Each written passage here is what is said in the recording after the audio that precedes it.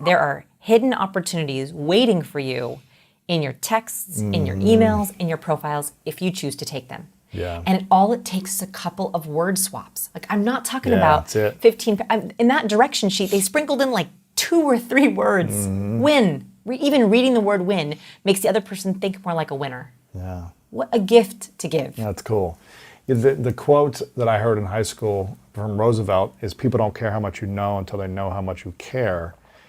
Saved my life, literally. That's one thing competence right there. Because I didn't feel competent my entire school life, right? In school, I was at the bottom of my class. I just graded poorly, which confirmed like I'm not smart enough, or like I'll never be able to be as intelligent as my classmates or anyone in the world. Yeah. So why would anyone like me or trust me, because I didn't feel competent? Then when I heard that quote, I go, I have a chance. Like, I can build competence in another area of life. I can be emotionally intelligent, and I can show people how much I care. And by doing that, that's been pretty much my whole life. Everyone who's listening, I hope what this shows you is that caring about someone, there's multiple ways to do that.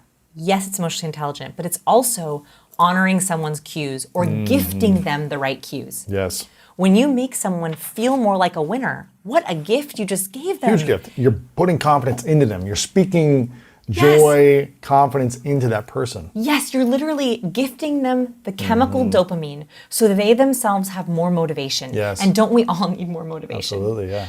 Can I, since you shared a vulnerability, can I share a vulnerability and a compliment? Sure. Okay. So I've been so excited to tell you this. So your book, School of Greatness, I loved the cover. I just thought it was so inspiring. And when I was taking my cover shoot for Captivate, so this is 6 years ago now, it was not going well. I was super awkward. My photographer, amazing, Maggie Kirkland, was like, listen, like, this isn't working. You're really awkward. I need you to relax. I'm like, I can't relax, right? The worst thing you can do to someone who's anxious is tell them to relax. So we weren't getting the shot. We weren't getting the pictures. And she's like, okay, just think about your role models. Who's your role model? And I was like, Lewis Howes. So she pulls up your book and she goes, okay. She said, look at Lewis. Channel him. And so in the shoot, I channeled you and I did your pose of my hands over my stomach with your face. And crazily enough, that is the Captivate cover. That was a shot. I'm going to send you the full version. How many books you sell? How many copies you get? Lot. I better send you some royalties.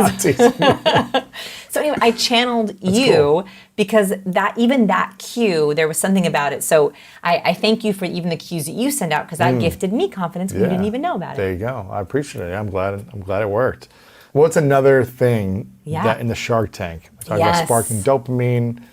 What else? Okay, so we talked about reading, we talked about dopamine, we talked about interactivity, we talked about complimenting in a way that allows someone to see themselves in you, or pulling out a similarity. That's good. Right? So like you, Lori, we really value. Mr. Wonderful, we love Mr. Wonderful products, right? Like that really helped. I mean, it sounds like sucking up, but actually it really works. It really worked. The other thing that we noticed about the interactivity is what they would do is they would cross space zones.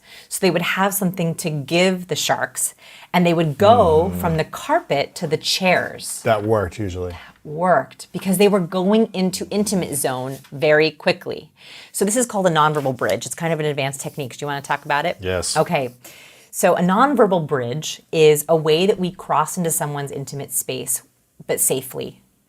So what happens is when we're with someone, we want to connect with them. We want more oxytocin. We want to bond with them. But sometimes it can be hard to break that boundary. A nonverbal bridge is a way that we can create oxytocin with permission. So that could be handing someone something. That could be giving a high five. That could be touching their elbow. And that is exactly what successful pitchers did. They would have a reason or an excuse to, hey, Lauren, let me guide you up here. Hey, Kevin, let me zip on this suit for you. Hey, you want to try this amazing cinnamon roll? And when they did that, they created these small little bridges. So what I would think about is like, how can you create bridges to people where you're engaging them even physically? Right, and that's harder on video, but in person, that was a thing that we found in the tank. How do you do it in a way that the person feels comfortable if you touch them on the elbow? Because someone may not feel comfortable. Right. So you have to be really intuitive to, is this person going to be receptive to me? Are they already interested enough where I can get closer? Yes. Are they leaning in? Are they giving eye contact? Are they nodding? Oh, I forgot another one that was really important. So vocal power. So we haven't really talked about vocal power, and this was a big one in the tank. So we hear confidence. we hear competence. And the biggest way that we do this is with inflection. So inflection is the biggest mistake that we make is the question inflection. So the question inflection is when we go up at the end of our sentences, right? It's also called uptalk. So if I were to... But don't do uptalk. Don't do uptalk. We're going to talk about why. Yes. So when we use the question inflection, it cues the other person's brain to know, we're being asked a question. The problem is that when we accidentally use the question inflection, it makes people question you, right? Are they really trustworthy? Right. So what happened is, in this study where they looked at doctors, they found that the doctors who had, so I'll break down the study. So what they did is they asked doctors to record 10-second voice tone clips. And they said like their name, their specialty, where they worked. So it sounded like, hi, my name is Dr. Edwards. I work in oncology. I specialize in children's medicine. Something like that. They took the clips and they warbled the words, so you couldn't understand the actual words being said. So it sounded like, right? Yeah. Then they asked people to rate these clips on warmth and competence, right? Again, this research has been repeated over and over again. Imagine this for a second. You're asked to listen to a clip of gobbledygook. Yes, to see if they're competent Are and they trustworthy. smart? Yeah. Do you like them? Yeah. And people do it. What they found is the doctors who had the lowest warmth and competence ratings had the highest rate of malpractice lawsuits. That implies that we don't just sue doctors based on their skills. We sue doctors based on our perception of their skills, and that happens in the first few seconds of hearing them. So your communication is everything. Everything. It's not just the words you're using. Are they warm? Are they competent? It's even how you're saying the words. Wow. So the very first story I break down in the book, and this is in the intro, so if you want to just look at the sample chapter, you could. I analyze Jamie Siminoff's pitch. Jamie Siminoff is the founder of Ring. That didn't get any money, and then it sold for $1 billion. Yes. Here is a brilliant guy, right? Jamie Siminoff is brilliant. He had a successful product, right? Ring is a very successful product. Amazon acquired it for over $1 billion with a B dollars. Yet, he goes into the pitch in the Shark Tank, and he pitches, and he doesn't get a deal. Why?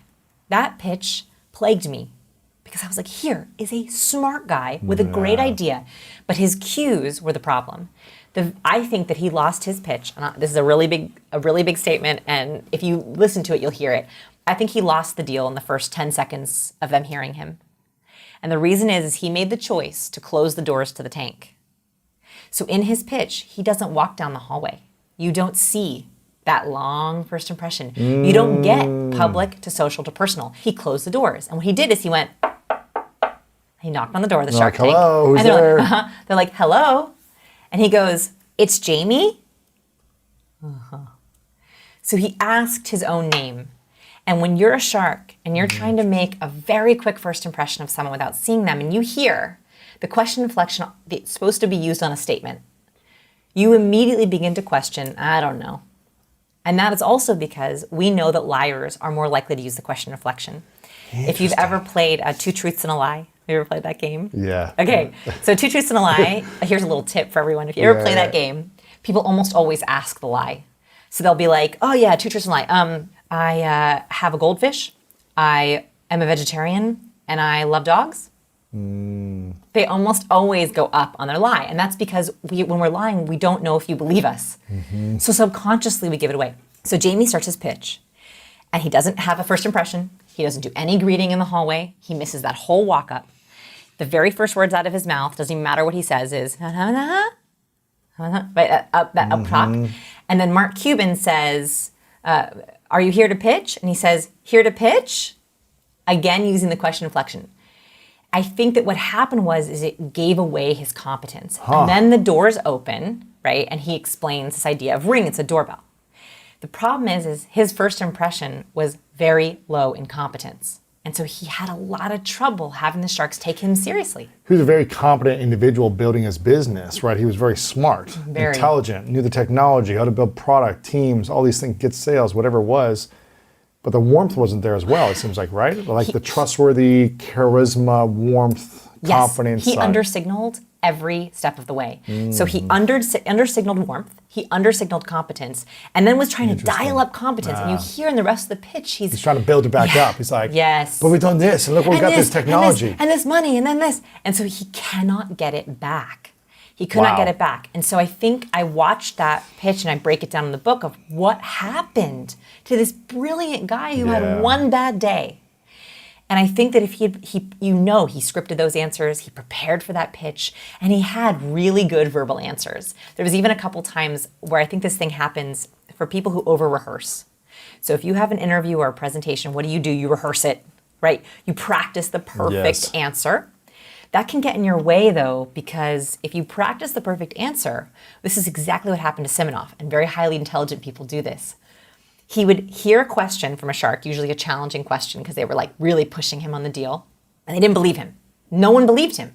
They all thought, oh no, it's too crowded of a market, it will never Yeah. work. They literally said that to him. Okay, I have Ring on my front door. Right. And they literally said never. He could not get them to believe him, because what would happen was they would ask him a question, he would start to answer it organically, and then he would switch into his rehearsed answer. Oh, yeah. So you would hear, oh yeah, we do have market track. Our market traction has been wonderful. In fact, in the last 5 years, we've done X numbers, and you would be like, who is this robot? Yeah, just say what's on your heart. Yeah, just say it organically. Right. And so I think you can be the smartest person in the world. You can have the best ideas. But if you don't share them right, you're not helping people help you. And so it drives me crazy when smart people can't get their ideas heard. And that pitch crushed me. I felt so bad for him, and he made it. He's okay now, right? Fine, He's yeah. doing really well. And then he was like a guest shark or whatever, yeah. Okay, and what's amazing is when you watch him walk into the tank as a shark, you can see the difference. You can feel the difference. The confidence, yeah. Oh my, he walks into the tank, he walks down the hallway, right? He walks down the hallway, he's smiling, he gestures, hey everyone, good to see you. He shakes hands. He does all the things he didn't do in that original pitch. And you can see the difference. And he's the same person, same ideas, similar suits, yet he looks like a different person. We tend to believe people automatically. Just hold a little bit of that back. Oh my God, this guy's great, or gal's great. I just connected with them. And then what we do, we go nose in. And so you don't want to give unconditional trust.